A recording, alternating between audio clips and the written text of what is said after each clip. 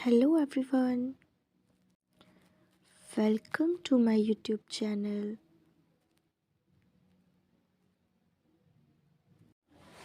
So students, हमारा आज का टॉपिक है केमिकल इक्वेशंस एंड रिएक्शंस। सबसे पहले तो जब हम बैलेंस करना सीखेंगे तो पहले टॉपिक हमें यही समझना पड़ेगा। तो इसमें हमें ये पता होना चाहिए कि इक्वेशंस क्या होती हैं और रिएक्शंस क्या होती हैं। ठीक है, तो chemical reaction is in which the bonds are broken within reactant molecules. जो बॉन्ड्स होते हैं वो ब्रोकन होते हैं किस में? रिएक्टेंट मॉलिक्यूल्स में। And new bonds are formed, और नए बॉन्ड जो होते हैं वो बनते हैं विद इन प्रोडक्ट में, product molecules in order to form a new substance, यानी कि जो नया सब्सटेंस बनता है। ठीक है, जैसे कि यहाँ पर देखिए रिएक्टेंट्स। अब रिएक्टेंट ज़रूरी नहीं कि दो ही हों, दो से ज़्यादा रिएक्टेंट्स भी हो सकते हैं। जैसे कि इसमें MgO2 दिया हुआ है, Mg और O2। ठीक है, ये दो रिएक्टेंट्स हैं। जब ये आपस में मिले तो क्या हुआ? बॉन्ड हुआ, बॉन्ड बना तो क्या हुआ? एक प्रोडक्ट बना। ठीक है, आप इसको कह सकते हैं कि एक न्यू सब्सटेंस बन गया। ठीक है, MgO ये एक न्यू सब्सटेंस बन गया। तो ये क्या है? ये है एक केमिकल रिएक्शन हो गई इसमें। ठीक है, अब a chemical equation is nothing but a mathematical statement. इसका मतलब क्या है? Which symbolises the product formation from reactants. ठीक है, इसको जो मैथमेटिकल इक्वेशन कहते हैं इसको हम। ठीक है, जो कि हम सिंबल्स के थ्रू रिप्रेजेंट करते हैं। अब ये क्वेश्चन दिया हुआ है, इससे आपको क्लियर हो जाएगा। Are chemical reactions and equations the same? मतलब इसका ये है कि क्या केमिकल रिएक्शन और इक्वेशन दोनों सेम होती हैं?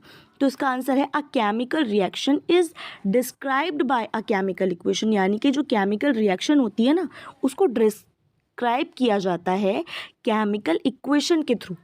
ठीक है, अब जैसे कि आप इसमें देख सकते हैं, magnesium ribbon burned in air. Air में जब उसको बर्न किया गया, ऑक्सीजन की प्रेजेंस में, अब नॉर्मल सी बात है, एयर में क्या है? ऑक्सीजन है, ऑक्सीजन की प्रेजेंस में किया गया, गिव्स अस मैग्नीशियम ऑक्साइड। तो हमें क्या मिला? मैग्नीशियम ऑक्साइड मिला। अब आपको ये पता होना चाहिए कि इस साइड में जो यहाँ पर हैं हमारे लेफ्ट हैंड साइड में तो रिएक्टेंट्स हैं, और राइट हैंड साइड में क्या है? प्रोडक्ट है। ठीक है, अब जब हमें ये पता चल चुका है कि केमिकल रिएक्शन और इक्वेशंस क्या होती हैं, ठीक है, तो अब हम ये क्वेश्चन देख लेते हैं। How to balance the chemical equation. Let us try to balance the following chemical equation. ये केमिकल इक्वेशन दी हुई है, इसको हमें बैलेंस करना है। पहले हमें पता होना चाहिए कि अनबैलेंस्ड है भी या नहीं। ठीक है, वैसे तो अनबैलेंस्ड ही आएगी। बैलेंस करने के लिए ऐसे नहीं दे देंगे आपको, लेकिन इसमें मैंने आपको स्टेप बाय स्टेप बताया। आप इसको जब आप एक बार सीख लेंगे ना, तो आपको ये स्टेप्स भी फॉलो करने की ज़रूरत नहीं पड़ेगी। आप डायरेक्टली उसको बैलेंस कर सकते हैं, बहुत ही ईजी हो जाएगा आपके लिए। देखिए इसमें क्वेश्चन दी हुई है Fe का यहाँ पर एक एटम है, यहाँ पर 3 है, H के 2 है यहाँ पर, और इधर इधर साइड में कितने? 2 हैं। यानी कि एक राइट हैंड साइड, एक लेफ्ट हैंड साइड, यानी कि एक रिएक्टेंट्स और एक प्रोडक्ट। ठीक है, दोनों की अलग अलग साइड है। अब यहाँ पर हम बैलेंस करके देख सकते हैं। फर्स्ट स्टेप आपका है to balance a chemical equation. First draw boxes around each formula. हर एक फार्मूला के ऊपर आपको क्या करना है? एक बॉक्स ड्रॉ करने हैं। ठीक है, बॉक्सेस ड्रॉ करने हैं आपको। आपने Fe के ऊपर लगा लिया, फिर H2O, फिर Fe3O4 पर लगा लिया, फिर H2O पर लगा लिया। ठीक है, H2 पर लगाने के बाद फिर step second, list the number of atoms of different elements present in unbalanced equation. अब इसमें हमने एक लिस्ट बना ली। एक तरफ हमने एलिमेंट्स लिख लिए। एलिमेंट्स क्या क्या हमारे पास दिए हुए हैं इस इक्वेशन में? Fe, H और O। अब एक तरफ हमने रिएक्टेंट्स लिख लिए। एटम्स कितने हैं? Number of atoms in reactants.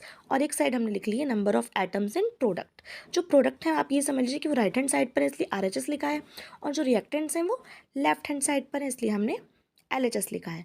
अब देखिए इसमें LHS में और RHS में क्या डिफरेंस है? इसमें डिफरेंस ये है कि Fe इधर साइड में 1 एटम है, ठीक है, इधर साइड में 3 है। H में, LHS में कितने हैं? 2। और RHS में कितने दिए हुए हैं? इधर भी 2 ही दिए हुए हैं। लेकिन O में कितने हैं? O में यहाँ पर 1 है, ठीक है, और उधर कितने? 4। तो ये बैलेंस नहीं है। इसको बैलेंस करने के लिए अब हम स्टेप 3 देखेंगे, to balance the oxygen atom. सबसे पहले हम ऑक्सीजन एटम को बैलेंस करेंगे। देखिए इसको हम कैसे करेंगे, ये भी हम एक टेबल हमने बना ली। ठीक है, atoms of oxygen in reactants in products. अब रिएक्टेंट्स में इनिशियली सबसे पहले कितने थे? एक एक था ना ऑक्सीजन का एटम, किस में? H2O में। देखिए यहाँ पर H2O में ऑक्सीजन का एक एटम है। ठीक है, अब यहाँ पर कितने दिए हुए हैं प्रोडक्ट में, यहाँ पर Fe3O4 में कितने दिए हुए हैं 4 दे रखे हैं। तो अब हमारे दोनों तरफ 4 4 होने चाहिए, तो बैलेंस करने के लिए हमने यहाँ पर क्या करा 1 की मल्टीप्लाई 4 से करवा दी, तो क्या हो गया यहाँ पर 4 हो गए हमारे, 4 4 इक्वल हो गए। Now the partially balanced equation becomes क्या हो गई Fe हो गया प्लस, अब ये जब भी हम कोई नंबर इसमें ऐड करेंगे तो वो हम ना किसी भी आप कह सकते हैं कि एलिमेंट के बाद नहीं लगाएंगे, हमें वो जो फॉर्मूला है ना उसके स्टार्टिंग में ही वो नंबर लिखना होता है, तो वो दोनों में ही ऐड हो जाता है। किस तरीके से होता है अब आप ये देखिए कि यहाँ पर हमने 4 लिखा क्योंकि हमने इक्वल कर दिया। अब जब हमने यहाँ पर 4 लिखा ना तो h कितना हो गया 4 2 8 होते हैं, तो ये h हमारे जो हो गए ये 8 हो गए, ठीक है। और ये Fe3O4 इसमें Fe जो है वो 3 है, 3 एटम्स हैं और O के 4 ही हैं, तो O हमारा बैलेंस हो गया लेकिन H हमारा अनबैलेंस्ड हो गया। ये आप ध्यान से देख लीजिए इधर साइड में कि H जो है हमारे 4 2 8 हो गए हैं और इधर साइड में जो हमारा H है वो 2 है, ठीक है। अब हम देखेंगे step 4, to equalize the numbers of H atoms. H atoms को हम देखेंगे, make the number of molecules of hydrogen as 4 on the RHS, ठीक है। RHS में 4 हो गए हैं, ठीक है। तो अब क्या करेंगे हम एटम्स ऑफ हाइड्रोजन को हम बैलेंस करेंगे, रिएक्टेंट्स में देखेंगे और प्रोडक्ट्स में देखेंगे, वही जैसे ऊपर हमने किया था। पहले इनिशियल देख लेंगे, इनिशियल में क्या है 8 हो गए ना, 8 कैसे हुए 4 2 8 हो गए, ठीक है। और इधर कितने, इधर 2 ही हैं। तो अब बैलेंस करने के लिए हम क्या करेंगे, वहाँ पर भी 8 होने चाहिए, तो वहाँ हम क्या करेंगे 2 और 4 की मल्टीप्लाई कर देंगे। जब हम मल्टीप्लाई करेंगे तो हम कैसे लिखेंगे, देखिए नीचे मैंने रिएक्शन दी हुई है, the equation would be, equation दे रखी है हमने इसको, आप देखिए इक्वेशन क्या होगी Fe plus 4H2O arrow Fe3O4 plus 4H2। ये जो H2 था ना इसके पहले भी हमने 4 लगा दिया, यहाँ पर भी 4 2 8 हो गए, तो ये क्या हो गया H जो है वो बैलेंस हो गया हमारा, ठीक है। अब इसके बाद देखिए 5th स्टेप है, now only 1 element is left to be balanced that is iron. सिर्फ आयरन ही बचा है जो कि बैलेंस नहीं है, क्योंकि देखिए इधर अगर आप पीछे देखें तो H भी बैलेंस हो गया है, O भी बैलेंस हो गया है, लेकिन आयरन यानी कि Fe जो है वो हमारा बैलेंस नहीं हुआ है भाई। तो अब इसके लिए हम क्या करेंगे, इसमें भी वही करेंगे, एटम्स ऑफ आयरन लिखेंगे, इनिशियल देखेंगे इसकी स्टेट, फिर बैलेंस करने के देखेंगे। इनिशियली क्या है Fe जो है वो कितना है 1 है, ठीक है। किस में, रिएक्टेंट्स में यानी कि LHS में। इन प्रोडक्ट में क्या है 3 है, Fe3O4 में क्या है 3 दिया हुआ है ना, तो अब ये अनबैलेंस्ड हो गया। अब जब इधर 3 है तो इधर भी 3 होना चाहिए, हम क्या करेंगे 1 की मल्टीप्लाई 3 से कर देंगे तो वो 3 हो जाएगा।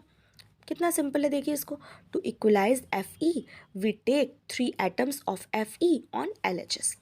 अब हम 3 एटम्स यहाँ पर, अब इतने भी हम क्या करेंगे 3 जो है हम स्टार्टिंग में ही लगाएंगे। हमने अभी आपको बताया कि आपको लास्ट में नहीं लगाना है, आपको स्टार्टिंग में ही लगाना है, ठीक है। फिर बाकी सब ऐसे लिख देंगे जैसे हमने लिखा था। बॉक्स अभी हम खोलेंगे नहीं, बॉक्स हम लास्ट में ही खोलेंगे ताकि वो हम प्रॉपरली पहले देख लें ना कि वो बैलेंस हुई है या नहीं हुई है। 3Fe plus 4H2O arrow Fe3O4 plus 4H2, ठीक है। अभी आप स्टेप 4 में अब हम देखेंगे, finally to check the correctness of the balanced equation we count atoms of each element on both sides of the equation. मतलब हम इक्वेशन के दोनों साइड्स में क्या करेंगे, हम एलिमेंट्स जो है ना इनके एटम्स को हम क्या कर लेंगे, इनके काउंट कर लेंगे हम, ठीक है। कैसे काउंट करेंगे, अब हम इनको हम काउंट करने के लिए देखते हैं। सबसे पहले नीचे Fe कितने हैं, यहाँ पर 3 हैं, उधर साइड भी 3 बैलेंस हो गया। H कितने हैं 4 2 8, इधर साइड 8 है, उधर साइड भी 4 2 8 हो गए। O कितने हैं, इधर साइड में 4 है और उधर साइड में भी O कितने हो गए 4। तो यानी कि इक्वेशन आपकी क्या हो गई, बैलेंस्ड हो गई। तो ये टॉपिक आपका कंप्लीट हो गया। यहाँ पर आप समझ गए कि इक्वेशन आपको कैसे बैलेंस करनी है, ठीक है। इसी तरीके से आप किसी भी इक्वेशन को बैलेंस कर सकते हैं नॉर्मली। अगर आप प्रैक्टिस करेंगे तो आपको ये पूरे के पूरे स्टेप्स फॉलो करने की भी आपको ज़रूरत नहीं है, आप डायरेक्ट भी इक्वेशन बैलेंस कर सकते हैं। इक्वेशन बैलेंस करने के लिए आपके एग्ज़ाम में आती ही आती है, ये मोस्ट इंपॉर्टेंट टॉपिक है, इसीलिए मैंने आपको यहाँ पर इसको एक्सप्लेन कर दिया है। अगर आपके कोई भी डाउट्स हैं तो आप कमेंट बॉक्स में कमेंट कर सकते हैं, या आपको किसी भी टॉपिक पर, अगर आपको बायो में या फिर केमिस्ट्री में या फिर फिज़िक्स में आपको 10th क्लास की वीडियोज़ चाहिए तो आप कमेंट बॉक्स में कमेंट करके मुझे बता सकते हैं कि किस टॉपिक पर आपको वीडियो चाहिए, ओके। और साथ ही साथ अगर आपको हमारी वीडियो पसंद आई हो तो लाइक कर दीजिएगा और चैनल को सब्सक्राइब कर दीजिएगा अगर आप नए हैं तो, ठीक है। And thanks for watching. मिलते हैं नए वीडियो में। Thank you.